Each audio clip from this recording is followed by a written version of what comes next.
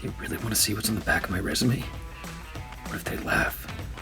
It's alright, you can do it. Show them. Just do whatever's on the back of the resume. Okay. Hi, Johnson Admissions Committee. My name is Robert Crockett, and welcome to the back of my resume. Today, we're in the kitchen where I'll be cooking for you a focaccia bread sandwich. When I'm cooking with friends and family, one of the first things we do is open a bottle of wine. Food, like wine, is meant to be shared, so I'm excited to share this wine and this bread with you. We've mixed together our flour and water, yeast, salt, and sugar to make a really sticky dough, which I've put into an oiled bowl, and we're gonna let this sit for about 2 to 3 hours covered, or until it's at least doubled in size. So now the bread has been proofed in the oven for about 2.5 to 3 hours, and as you can see, it's definitely doubled in size. What we're gonna do is we're going to pretty much just... Now before I dunk my hand into this bucket of dough, let me tell you a little bit about why I enjoy doing this stuff in the first place. Growing up, being in the kitchen with my family meant everything to me, especially because it was one of the few things I can do with my brother in which we're both able to contribute and have a good time.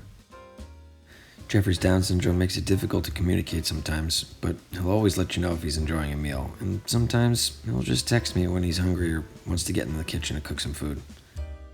Sharing a meal with friends and family is my favorite thing to do.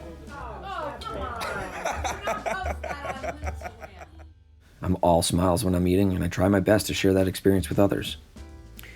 My favorite meal is breakfast. Truthfully though, I don't discriminate against lunch or dinner, and I'm not one to exercise self-control when I've got dessert on my mind. I'd love to tell you about some of my favorite things to cook, but I've only got 3 minutes with you, so let's get back to the dough. Poke this dough so that it can sink a little bit and it becomes a little bit more malleable. I'm gonna again oil my hands, and we're just gonna take it in half and fold it. Turn their pan 90 degrees, and then we're just gonna fold it again.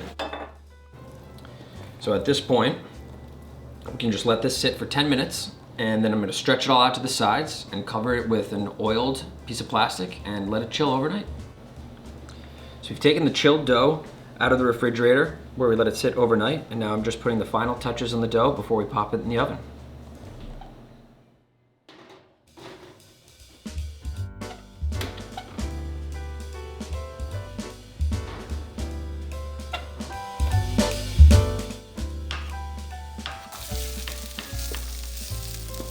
I've split a warm piece of focaccia bread, hit it with a little bit of homemade pesto and some freshly grated Asiago cheese, and now I'm gonna broil it for just a minute to get it all nice and melty.